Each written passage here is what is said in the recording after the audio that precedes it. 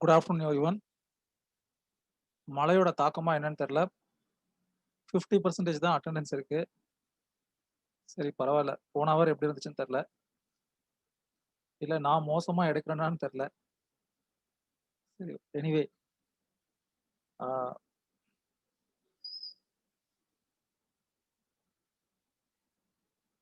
உங்க மிட்சம் வந்து நீங்க நல்லா பண்ணுங்க. ஏன்னா தனியா வந்து அந்த இன்டர்னல் கால்குலேஷனுக்கு வைவாலாம் தனியா வைக்க முடியுமான்னு தெரியல. பிகாஸ் இது மாதிரி வர்ச்சுவல் கிளாஸஸே கண்டினியூ ஆகிட்டு இருந்துச்சு ஆன்லைன்ல அப்படின்னா I don't know the feasibility of conducting viva separately. அப்போ அந்த டைம்ல இப்போ out of 10 marks internals calculate பண்ண போறோம் இந்த மிட்சம் பர்ஃபார்மன்ஸ் அப்படின்னா மேபி 15 மார்க்ஸ் கூட கால்குலேட் பண்ண வேண்டிய ஒரு சூழ்நிலை வரலாம். அதனால நீங்க உங்க மிட்சம்மை உண்மையா பண்ணுங்க, அதே சமயம் நல்லாவும் பண்ணுங்க. ஏன்னா என்னுடைய இண்டிவிஜுவல் ரைட் அப்படிங்கிறதுனால சில நேரங்களில் suppose if it is not possible to conduct viva etcetera etcetera அப்படின்னா இந்த மிட்சம் பர்ஃபார்மன்ஸை எப்படி நான் இண்டிவிஜுவலாக ஒவ்வொருத்தருடைய அந்த ஆன்சர் ஷீட்டையும் எவாலுவேட் பண்ணும்போது என்னதான் நீங்க பார்த்து அப்படியே காப்பி அடிச்சிருந்தாலும் ஓரளவுக்கு என்னால் கண்டுபிடிக்க முடியும். ஸோ நான் அதை பேஸ் பண்ணி ஐ வுட் அசஸ். சரியா? ஓகே. நம்ம வந்து இப்போ வந்து த இந்தியன் ஈஸ்ட்மெண்ட் ஆக்ட் 1882 அதோட கண்டினியூஷன் தான் பார்க்க போறோம். நம்ம வந்து இது வரைக்கும் 2 சாப்டர் பார்த்துருக்கோம். இதுல மொத்தம் வந்து the Indian easements act 1882 it is applicable to state of Tamil Nadu but it is not applicable to most of the states. சரியா? அது வந்து நம்ம ப்ரிலிமினரியில பார்த்தோம். Short title, local extent and commencement. அதுல மொத்தம் வந்து 6 சாப்டர் இருக்கு, 64 செக்ஷன் இருக்கு அப்படிங்கிறதையும் பார்த்தோம்.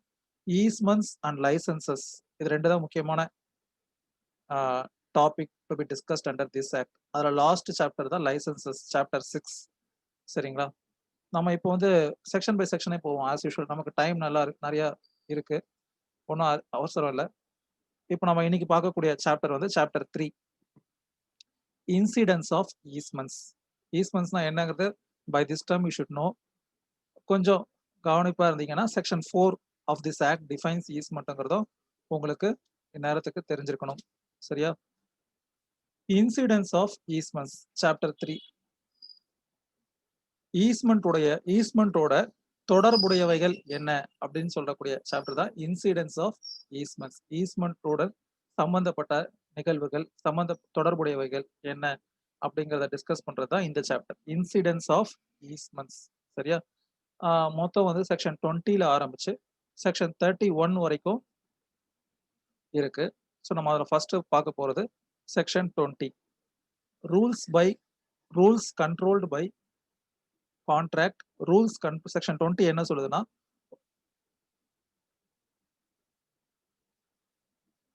செக்ஷன் 20 என்ன சொல்லுது அப்படின்னு பாத்தீங்கன்னா, rules controlled by contract or title incidents of customary easements. அதாவது rules controlled by contract or title அப்படின்னு போட்டு அடுத்து இன்சிடென்ட்ஸ் ஆஃப் கஸ்டமரி ஈஸ்மெண்ட்ஸ். சிம்பிளா சொல்றதா இருந்தா இந்த சாப்டருடைய அப்ளிகேஷன் எப்போ அப்ளை ஆகும் அப்படின்னா, when there is no specific discussion or terms and conditions in the individual contract between the party. இரண்டு நபர்களுக்குள்ள ஒரு ஒப்பந்தம் இருக்கு, அந்த ஒப்பந்தத்துல இது இப்படி இருக்கணும், இந்த ஈஸ்மெண்ட்டை இப்படி என்ஜாய் பண்ணணும், இல்ல இந்த ஈஸ்மெண்ட்ங்கிறது இந்த அளவுக்கு தான் இருக்கு, இதுல இதெல்லாம் இன்க்ளூடட், இதுல இதெல்லாம் எக்ஸ்க்ளூடட் அப்படின்னு ஒரு டேர்ம்ஸ் அண்ட் கண்டிஷன்ஸ் பார்ட்டிஸ்குள்ள போடப்பட்டிருந்தால் அப்போ இந்த சாப்டர்ல இருக்கக்கூடிய ப்ரொவிஷன்ஸ் அப்ளை ஆகாது. ஸோ அப்போ சம்பந்தப்பட்ட நபர்களுக்குள்ள எந்த ஒரு ஒப்பந்தமும் போடப்படவில்லை ஈஸ்மெண்ட் சம்பந்தமா, there is no any privity of contract எதுவுமே இல்லை, டேர்ம்ஸ் அண்ட் கண்டிஷன்ஸ் இல்லை அப்படின்னா அந்த மாதிரியான டைம்ல இந்த சாப்டர் வுட் பி அப்ளிகபிள் அப்படின்னு சொல்றதுதான் செக்ஷன் 20. சரியா? ஸோ செக்ஷன் 20 என்ன இருக்குங்கிறத ஒரு வாட்டி பார்ப்போம்.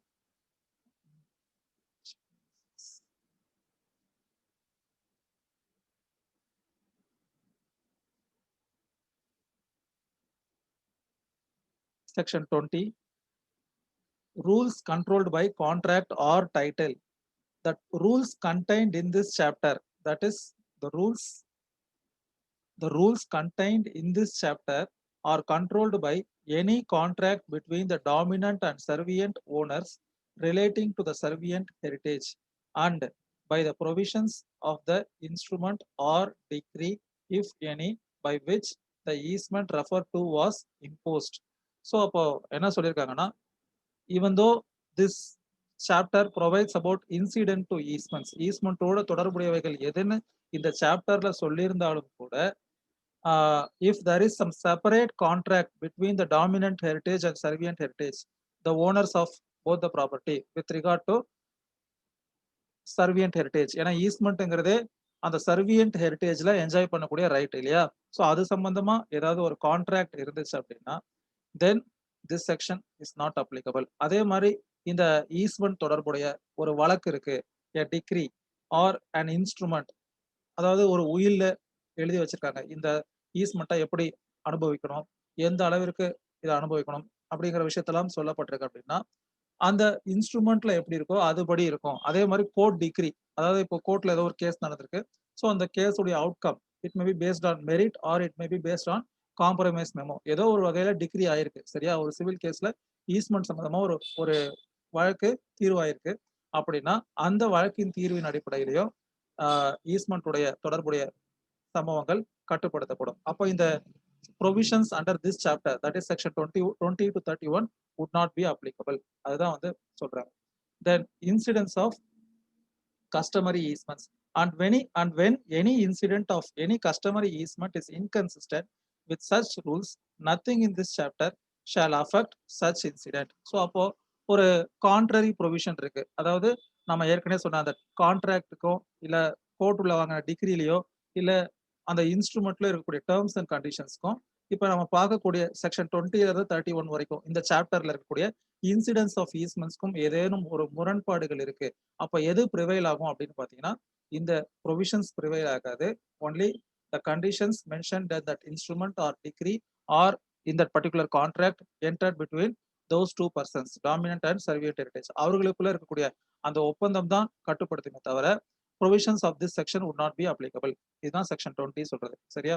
rules controlled by contract or title, the rules contained in this chapter are controlled by any contract between the dominant and servient owners relating to the servient heritage and by the provisions of the instrument or decree and or decree, if any, by which the easement referred to was imposed. So அப்போ மூன்று விஷயங்களை பத்தி discuss பண்ணிருக்கு. அதாவது இரண்டு நபர்களுக்குள்ள இருக்கக்கூடிய ஒப்பந்தங்கள் இல்ல ஏதாவது ஒரு இன்ஸ்ட்ருமெண்ட், அதாவது நம்ம டெஸ்டமெண்ட்ரி இன்ஸ்ட்ருமெண்ட் அந்த மாதிரி சொல்றோம் இல்லையா, அந்த டாக்குமெண்ட்லேயே ஸ்பெசிஃபிக்கா மென்ஷன் பண்ணிருக்கு these are the easements and these are the incidents connected with easement அப்படின்னு சொல்லியிருக்கு. அதே மாதிரி கோர்ட் டிகிரி, இந்த மூணு விஷயங்கள்ல என்ன குறிப்பிடப்பட்டிருக்கோ அந்த குறிப்பிடப்பட்ட விஷயங்கள் தான் இந்த சாப்டரை கண்ட்ரோல் பண்ணுமே தவிர இதுல இருக்கக்கூடிய ப்ரொவிஷன்ஸ் படி இருக்காது அப்படின்னு சொல்றதுதான் செக்ஷன் 20 சரியா.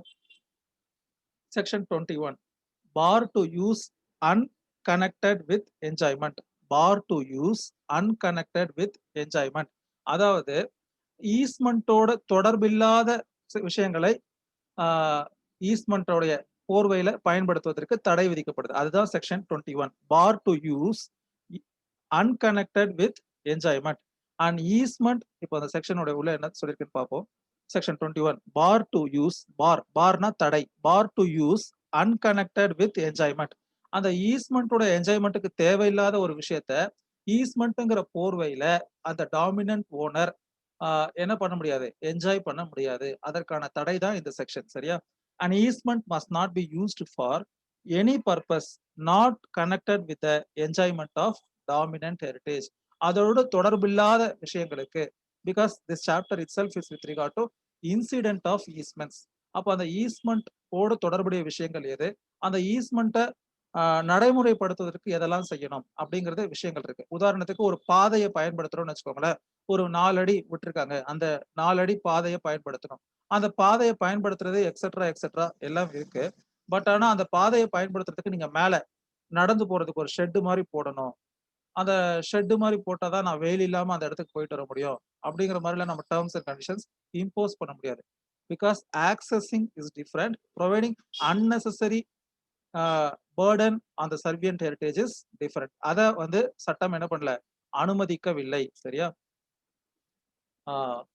இதுக்கு ஒரு இல்லஸ்ட்ரேஷன் கொடுத்திருக்காங்க. என்ன இல்லஸ்ட்ரேஷன் கொடுத்திருக்காங்கன்னா, ஒரு நபர் தன்னுடைய பாதைக்கு செல்வதற்கு ஒரு ஈஸ்மெண்ட்டை என்ஜாய் பண்ணிக்கிட்டு இருக்காரு. சப்சிக்வென்ட்டா அவர் தன்னுடைய இடத்துக்கு பின்னாடி இருக்கக்கூடிய ஒரு பாதை, ஒரு இடத்தையும் சேர்த்து வாங்குறாரு. அந்த இடத்திற்கு போவதற்கு அவர் தன்னுடைய ப்ராப்பர்ட்டி மூலியமாவே போக முடியும். அப்படி இருக்கும் பொழுது, அவர் அந்த பழைய ஈஸ்மெண்ட்ட ஒரு அட்வான்டேஜா எடுத்துக்கிட்டு, இன்னும் ஃபர்தரா அந்த பாதை ஒரு 20 அடி போயி அவருடைய ப்ராப்பர்ட்டிய என்ஜாய் பண்ண முடியுது. பின்னாடி ஒரு ப்ராப்பர்ட்டி வாங்கியிருக்காரு. அப்ப அத எக்ஸ்டெண்ட் பண்ணலாம். இன்னும் ஒரு 20 அடி போய் அந்த ப்ராப்பர்ட்டிய என்ஜாய் பண்றதுக்கு அத நான் யூஸ் பண்ண முடியுமா அப்படின்னா, அந்த மாதிரி பண்ண முடியாது அப்படின்னு சொல்றது தான் செக்ஷன் 21 சரியா? செக்ஷன் 22 செக்ஷன் 21 உடைய இல்லஸ்ட்ரேஷன் படிக்கிறேன். கவனிங்க. இப்ப நான் சொன்னத தான் கொஞ்சம் மாத்தி போட்டுருக்காங்க. illustration A as a owner of the farm Y has a right of way over B's land. அதாவது A என்பவர் Y என்கிற ஒரு விவசாய நிலத்திற்கு சொந்தக்காரர். அதை அனுபவிப்பதற்காக அவருக்கு ஈஸ்மென்ட் இருக்கு. Easement with regard to B's land சரியா? அதாவது அவரோட நெய்பருடைய லேண்ட்ல அந்த ரைட் இருக்கு. Laying beyond Y A has another farm Z. So he has that easement right only with regard to farm Y. யாருக்கு? Aக்கு இருக்கு. அந்த ஃபார்ம் ஒய்க்கு பின்னாடி is having another farm Z சரியா? The beneficial enjoyment of which is not necessary for the beneficial enjoyment of Y. So அப்ப அந்த Z அப்படிங்கிற அந்த சொத்து தனியான ஒரு சொத்து, ஒய்ங்கிற ஒரு சொத்து தனியான ஒரு சொத்து. அதோட என்ஜாய்மெண்ட்டுக்கும் இதோட என்ஜாய்மெண்ட்டுக்கும் என்ன அப்படின்னா தொடர்பே இல்லை. அப்படி இருக்கக்கூடிய சமயத்துல he must not use for the enjoyment sorry he must not use the easement for the purposes of passing to and from Z அப்படின்னு சொல்றாங்க சரியா? this is what section 21 sorry ஒரு ஸ்டூடண்ட் வெயிட் பண்ணிட்டு இருக்காங்க. then section 22 exercise of easement. so போன section என்ன ஞாபகம் இருக்கா? Bar to use unconnected with easement அதுதான் பார்த்தோம்.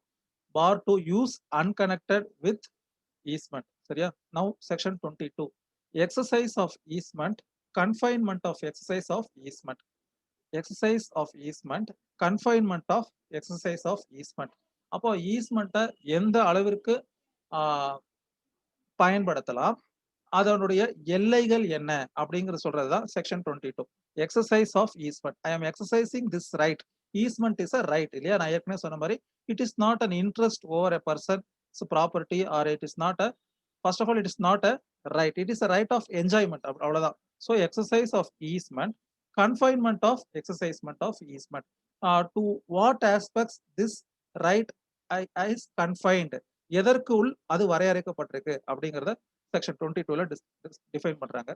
The dominant owner must exercise his right in the mode which is least onerous to the servient owner. First condition, he must exercise his right of easement which is in such a way that it should be least onerous to the servient owner. Onerous na enna appadina, easement is a burden imposed on the servient heritage and the owner of that particular property. So அந்த burden எப்படி இருக்கணும்னா ஒரு least burden இருக்கணும். It should be least onerous to the servient owner. And when the exercise of an easement can without detriment to the dominant owner be confined to a determinate part of the servient heritage, such exercise shall at the request of the servient owner be so confined. அப்போ ஒருத்தர் தன்னுடைய சொத்தை அனுபவிக்கிறதுக்கு இந்த இடம் தேவைப்படுகிறது. ஆனா இந்த சர்வியன்ட் ஓனர் சொல்றாரு, இப்போ இதுக்கான தேவைன்னு பாத்தீங்கன்னா இந்த அளவு இருந்தாலே போதும் அப்படிங்கிறாரு. அது உண்மையாகவும் இருக்கு. So it is determined that only to that extent the dominant owner requires this particular path or etcetera etcetera அப்படின்னா அவர் அதற்கு உட்பட்டு அதை என்ஜாய் பண்ணணும் அப்படின்னு சொல்றாங்க சரியா? ஸோ இப்போ ஃபுல்லா மறுபடியும் படிக்கிறேன் கவனிங்க. Section 22 exercise of easement, confinement of easement, exercise of easement. The dominant owner must exercise his right in the mode which is least onerous to the servient owner.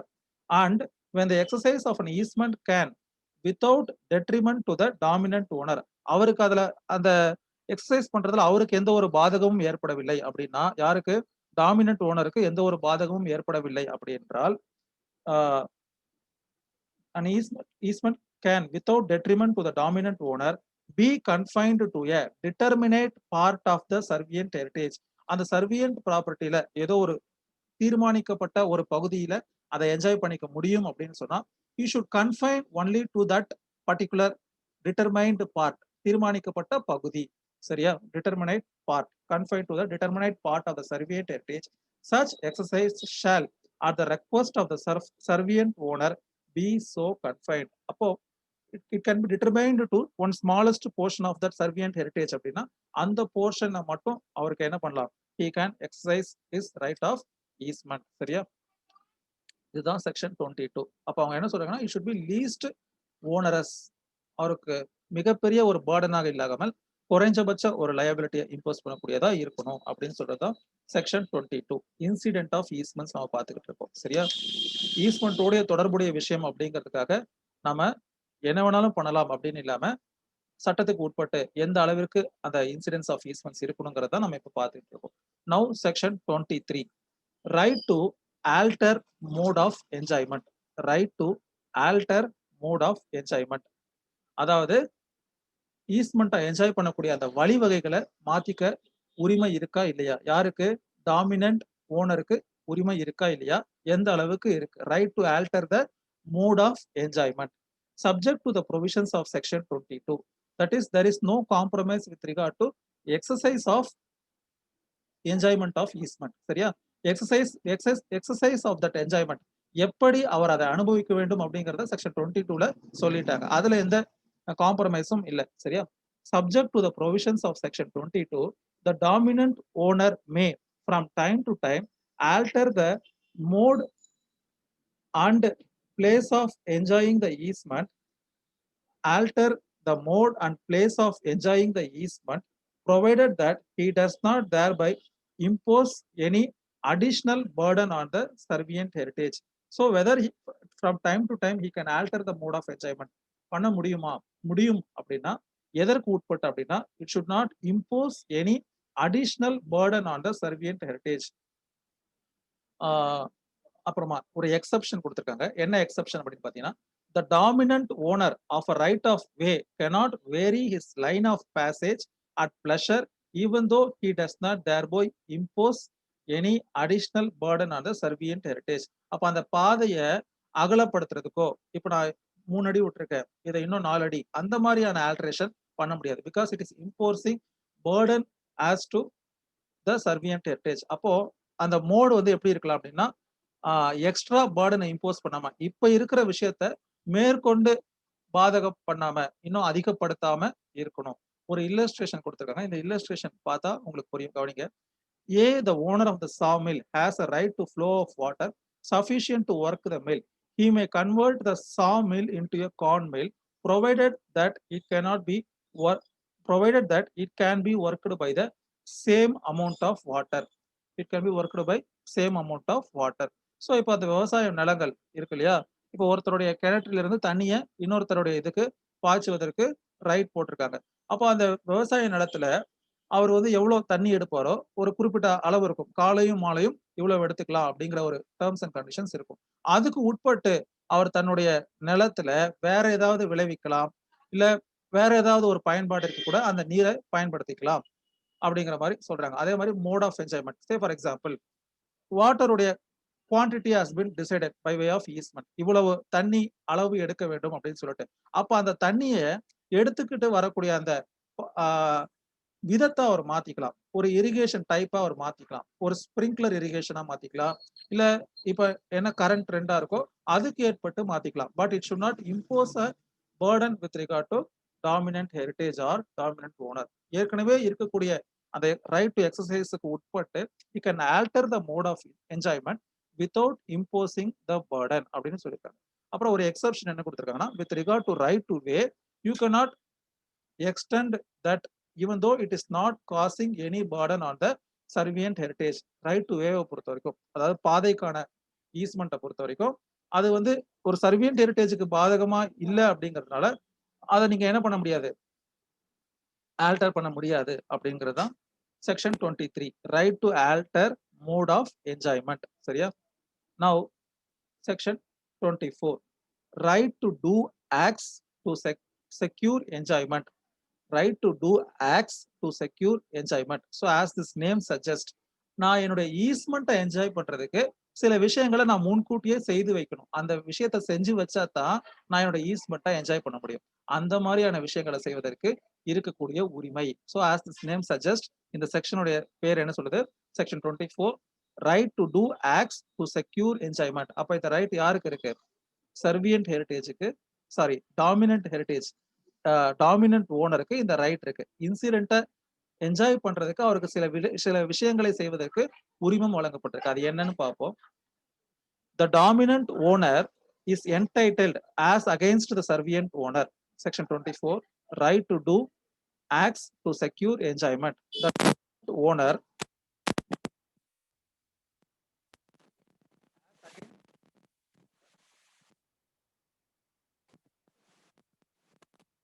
necessary to secure the full enjoyment of the easement. But such acts must be done at such time and in such manner as without detriment to the dominant owner, to cause the servient owner as little inconvenience as possible, and the dominant owner must repair as far as practical the damage, if any, caused by the servient heritage. Accessory rights. இந்த section 24 உடைய second part என்ன சொல்றாங்கன்னா accessory rights. ஆக்சசரினா என்னது? உப உரிமைகள் அப்படின்னு சொல்லுவோம் இல்லையா, அதுதான் accessory rights. Rights to do acts necessary to secure the full enjoyment of an easement are called act rights. இப்போ உதாரணத்திற்கு ஒரு தண்ணியை நீங்க என்ஜாய் பண்ணிக்கலான்ட்டு இருக்கு. அந்த தண்ணியை கொண்டு வரதற்கு ஒரு பைப் லைனை நம்ம என்ன பண்றோம்? ஃபிக்ஸ் பண்றோம். சரியா? அது யாருடைய காஸ்ட்ல ஃபிக்ஸ் பண்ணுவோம்? அந்த டாமினன்ட் ஓனருடைய காஸ்ட்ல ஃபிக்ஸ் பண்ணுவோம். அந்த பைப் லைனை ஃபிக்ஸ் பண்ணிட்டு பழையபடி அந்த இடத்த செம்மைப்படுத்தி கொடுக்க வேண்டிய பொறுப்பு யாருக்கு இருக்கு அப்படின்னு பாத்தீங்கன்னா அந்த டாமினன்ட் ஓனருக்கு இருக்கு. அதுதான் செக்ஷன் 24 சொல்லுது. Right to do acts to secure enjoyment. Yes, all rights to do that accessory or incidentary acts with regard to enjoyment of easement, but in that connection he has to restore the earlier position. அந்த இடம் இதற்கு முன்பு எப்படி இருந்தது அதை உரியபடி திருப்பி செஞ்சு கொடுக்க வேண்டிய கடமை யாருக்கு இருக்கு அப்படின்னு பாத்தீங்கன்னா டாமினன்ட் ஓனருக்கு இருக்கு. அதுதான் section 24. he has the right to do acts that are necessary to enjoy the full enjoyment of easement, but in that connection he must cause only little inconvenience and he must also repair and பழையபடி அதை restore பண்ணி கொடுக்க வேண்டிய கடமை dominant ஓனருக்கு இருக்கு. சரியா? So அதுதான் section 24. Right to do acts to secure enjoyment, accessory rights. இது ரெண்டை பத்தி சொல்றதுதான் செக்ஷன் 24. அதுக்கான இல்லஸ்ட்ரேஷன் நீங்க ஞாபகம் வச்சுக்கோங்க.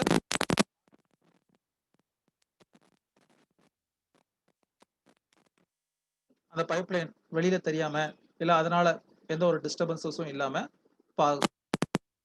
25 liability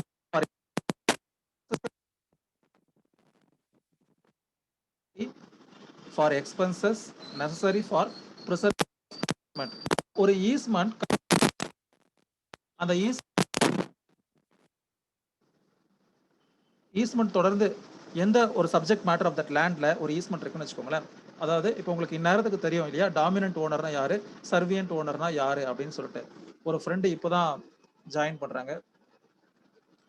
ஸோ டாமினன்ட் ஓனர்னா யாரு, சர்வியன்ட் ஓனர்னா யாருன்னு இந்நேரத்துக்கு உங்களுக்கு தெரியும். சர்வியன்ட் ஓனருடைய ப்ராப்பர்ட்டி, அதாவது சர்வியன்ட் ஹெரிட்டேஜ்ல தான் அந்த ஈஸ்மெண்ட்டை இம்போஸ் பண்ணுவோம் இல்லையா. அப்போ அந்த ப்ராப்பர்ட்டி ஒரு நல்ல கண்டிஷன்ல இருந்தா தான் டாமினன்ட் ஓனர் அந்த ஈஸ்மெண்ட்டை என்ஜாய் பண்ண முடியும். ஸோ இப்போ அதற்காக சில எக்ஸ்பென்சஸ் செய்ய வேண்டி இருக்கு for enjoying that easement. Then who has to take that burden அப்படின்னு சொல்றது தான் section 25. Liability for expenses necessary for preservation of easement. அந்த ஈஸ்மெண்ட்டை ப்ரிசர்வ் பண்றதுக்கு, தற்காத்து கொள்வதற்கு ஒரு எக்ஸ்பென்சஸ் வருது அப்படின்னா அந்த எக்ஸ்பென்சஸை who has to shoulder the burden அப்படின்னு சொல்லி பார்ப்போம். சரியா? the expenses incurred in the constructing works or making repairs or doing any other act necessary for the use or preservation of an easement must be defrayed by the dominant owner. அப்படின்னா enjoy பண்ண போவது யாரோ அவர்தான் அதற்கான பொறுப்பை ஏற்றுக்கொள்ள வேண்டும் அப்படின்னு சொல்றது.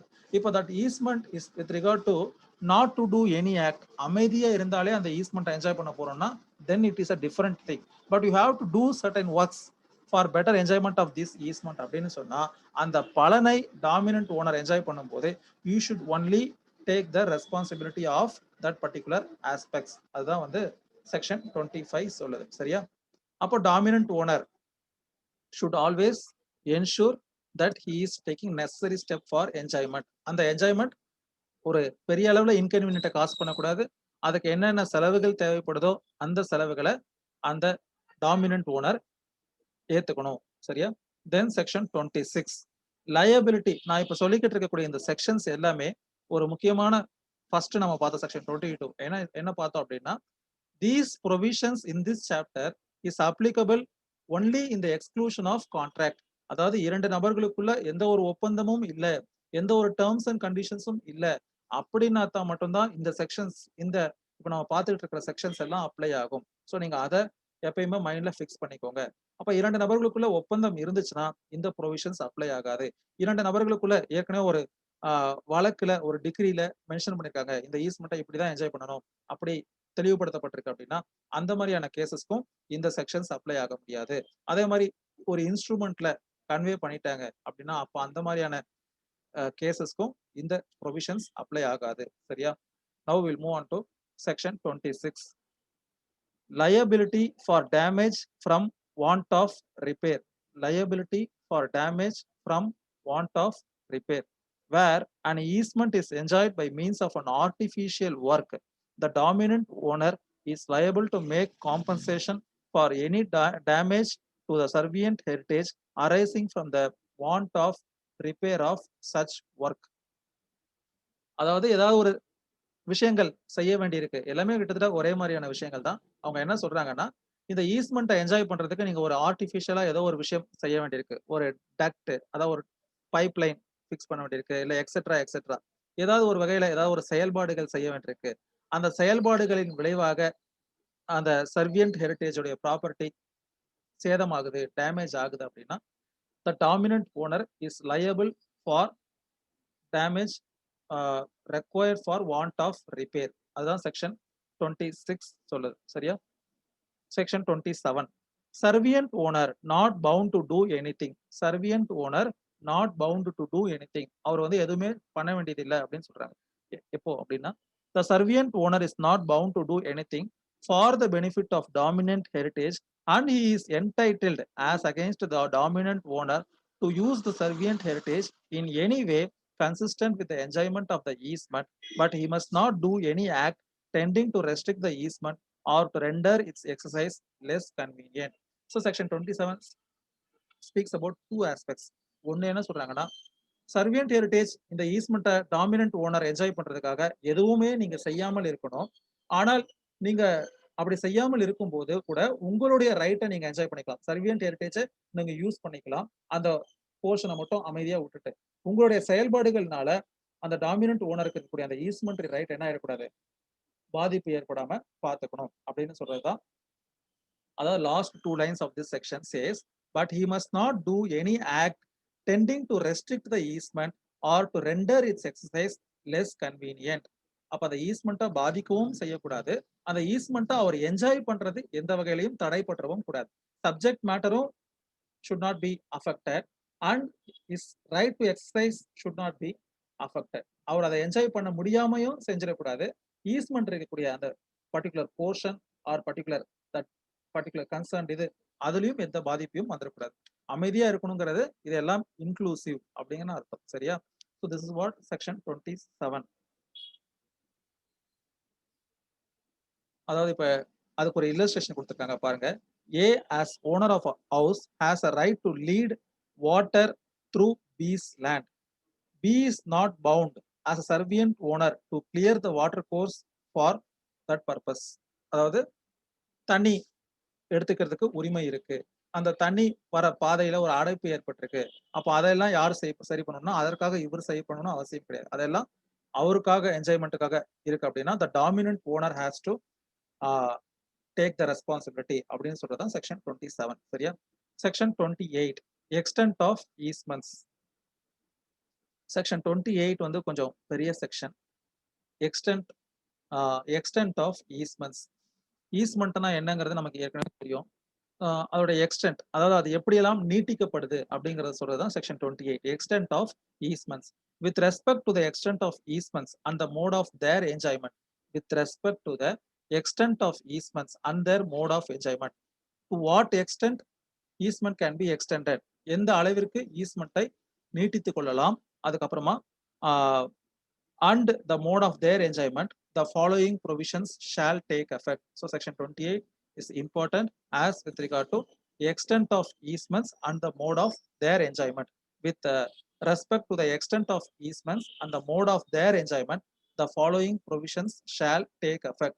Easement of necessity, the first aspect, section 28 easement of necessity. An easement of necessity is coextensive with the necessity as it existed when the easement was imposed. So first விஷயம் என்ன சொல்றாங்கன்னா, in case of easement of necessity, அந்த தேவை ஈஸ்மெண்ட்டை உருவாக்குது. அப்ப அந்த தேவை முடிவுக்கு வரும் பொழுது அந்த ஈஸ்மெண்ட்டும் முடிவுக்கு வந்துவிடும். அப்ப அதோடு தொடர்புடைய அந்த இன்சிடென்ட்ஸும் இட் ஷுட் ஸ்டாப் அப்படின்னு சொல்றதுதான் first aspect. Easement of necessity அப்படிங்கிறது it is coextensive with necessity. அதாவது அந்த ஈஸ்மெண்ட் எது வரைக்கும் இருக்கும் அப்படின்னு பாத்தீங்கன்னா, only till that necessity exist. அந்த நெசசிட்டி அந்த தேவை முடிவுக்கு வரும் பொழுது அதோடு தொடர்புடைய ஈஸ்மெண்ட் மற்ற ஏனைய விஷயங்களும் முடிவுக்கு வந்துவிடும் அப்படிங்கிறது ஃபர்ஸ்ட் ஆஸ்பெக்ட். சரியா? Then other easements, that is easement other than easement of necessity. அது என்ன சொல்லியிருக்காங்கன்னு பார்ப்போம். Other easements, the extent of any other easement and the mode of its enjoyment must be fixed with reference to the probable intention of the parties and the purpose for which the rights were imposed or acquired அப்படின்னு சொல்லியிருக்காங்க. அதாவது இரண்டு விஷயங்களை கவனத்துல எடுத்துக்கணுமா. முதல் விஷயங்கள் என்ன அப்படின்னு பாத்தீங்கன்னா, first aspect is with regard to probable intention of the parties. அவர்கள் எந்த அர்த்தத்தில் இந்த ஈஸ்மெண்ட்டை நடைமுறைக்கு கொண்டு வந்தார்கள், அந்த aspect probable intention of the parties. And second criteria is and the purpose for which the rights were imposed or acquired. நோக்கம், அவர்களுடைய எண்ணம் என்ன, அதுக்கப்புறமா அந்த ஈஸ்மெண்ட்டுடைய நோக்கம் என்ன, இந்த ரெண்டையும் இந்த ரெண்டு விஷயங்கள் தான் டிட்டர்மைன் பண்ணுது with regard to easement other than easement of necessity. Easement of நெசசிட்டியை தவிர மற்ற ஈஸ்மெண்ட்டாக இருந்தால் இரண்டு விஷயங்கள் தான் முடிவு பண்ணுது with regard to extent of easement and with regard to enjoyment of that easement. எந்த ரெண்டு விஷயங்கள் அப்படின்னு பாத்தீங்கன்னா, intention, probable intention of the parties, அதுக்கு அடுத்து the purpose for which the easement was acquired or imposed, நோக்கம். இது ரெண்டு தான் டிசைட் பண்ணுது அப்படிங்கறத சொல்றாங்க. சரியா? in the absence of evidence as to such intention and purpose, ஒருவேளை முடிவுக்கு வர முடியல, அவங்க probable what was the probable intention தெரியல பிட்வீன் த பார்ட்டிஸ், அதாவது between the dominant and servient owners என்ன இன்டென்ஷன் இருக்குங்கிறத கன்க்ளூசிவா சொல்ல முடியல. அதே மாதிரி அந்த பர்பஸையும் தெளிவாக ஒரு வரையறைக்குள் கொண்டு வர முடியல. அப்ப அந்த மாதிரியான சமயங்கள்ல how an easement can be extended and how its enjoyment can be determined அப்படின்னு பாத்தீங்கன்னா, they provide 5 clauses அந்த section 28 clause A, clause B, clause C, clause D and clause E. Clause A என்ன சொல்லுதுன்னா, right of way. A right of way of any one kind does not include a right of way of any other kind. அதாவது ஒரு முறையில தான் இந்த பாதையை பயன்படுத்தணும். இந்த பாதையை இந்த say for example entry from this end to that end, இந்த இடத்துல தான் நீங்க ஆக்சஸ்க்கான என்ட்ரி பாயிண்ட் இதுதான் அப்படிங்கறத ஃபிக்ஸ் பண்ணிருக்காங்க அப்படின்னா, அந்த ஆஸ்பெக்ட்ல மட்டும்தான் அந்த ஈஸ்மெண்ட்டை நீங்க எடுத்துக்க முடியுமே தவிர not with regard to any other entry point அப்படின்னு சொல்றதுதான் section clause A, right of way. A right of way of any one kind does not include a right of way of any other kind. அப்போ ஒருத்தருடைய நுழைவதற்கு ஒரு இடம் இருக்கு, அந்த இடத்துல ஒரு மாதிரியான கண்டிஷன்ஸ் ப்ரிவைல் ஆகிட்டு இருக்கு, அதே மாதிரியான கண்டிஷன்ஸ் இன்னொரு பாயிண்ட்லயும் ப்ரிவைல் ஆகிட்டு இருக்கு, அதனால நான் அங்கேயும் ஈஸ்மெண்டா எடுத்துக்கலாமா? No, you cannot take that as granted. சரியா? With regard to right to way, பாதை தொடர்புடைய ஈஸ்மெண்ட்ல எந்த வகையில அந்த பாதைய, எந்த வழியில அந்த பாதையை பயன்படுத்துறார்களோ அதற்கு மட்டும்தான் you can claim it as a extension of easement. Then B, right to light or air acquired by grant. right to light or air acquired by grant, அதாவது ஒருவர் இன்னொருத்தருக்கு அனுமதி வழங்குகிறார். எதற்காக? Easementary right with regard to right to light or air. அப்ப அந்த மாதிரியான டைம்ல என்ன? The extent of a right to the passage of light or air to a certain window, door, or other opening imposed by a testamentary or non-testamentary instrument is the quantity of light or air that entered the opening at the time the testator died or the non-testamentary instrument was made. Simple. அவங்க என்ன சொல்றாங்கன்னா, with regard to right to light or air, what was the condition prevailing at the initial stage? எப்போ அந்த ஆரம்ப காலகட்டத்துல என்ன நிலை நீடிச்சதோ அதே நிலை தான் நீடிக்க வேண்டும். அப்போ ஒருத்தர் ஒரு உயில் எழுதி வச்சது மூலியமா இந்த கிராண்ட் வந்திருக்கு. someone has granted this easement by will அப்படின்னா after the death of the testator. அந்த உயில் எழுதி வைத்தவர் இறந்ததுக்கு அப்புறமா தான் அந்த உரிமை நடைமுறைக்கு வரும். சோ அப்போ அந்த மாதிரியான ஆஸ்பெக்ட். அதே அது ஒரு ரெஜிஸ்டர்ட் இன்ஸ்ட்ருமெண்ட் மூலியமா, அதாவது உயிலாக இல்லாமல் வேற ஏதோ ஒரு நான் டெஸ்டமெண்ட்ரி இன்ஸ்ட்ருமெண்ட் மூலியமா நடைமுறைக்கு வந்திருந்தால் அது எழுதப்பட்ட நேரத்தில் என்ன ரைட் கிராண்ட் பண்ணி தராங்களோ அந்த ரைட் ஷுட் கண்டினியூ அப்படின்னு சொல்லுது. சரி, இந்த செக்ஷன் மறுபடியும் அடுத்த செஷன்ல கண்டினியூ பண்றேன். ஏன்னா முடிக்க முடியாதுன்னு நினைக்கிறேன். less than 60 seconds there. Thanks everyone for your patience. Have a happy day. Tomorrow is a holiday, so enjoy the day.